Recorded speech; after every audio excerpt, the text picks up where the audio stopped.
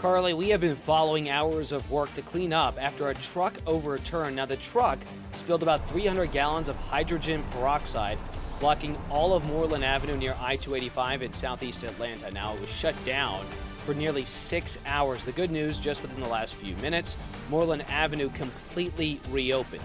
Land News First reporter Tracy A. McPeer joins us at 4 on how people navigated the impact.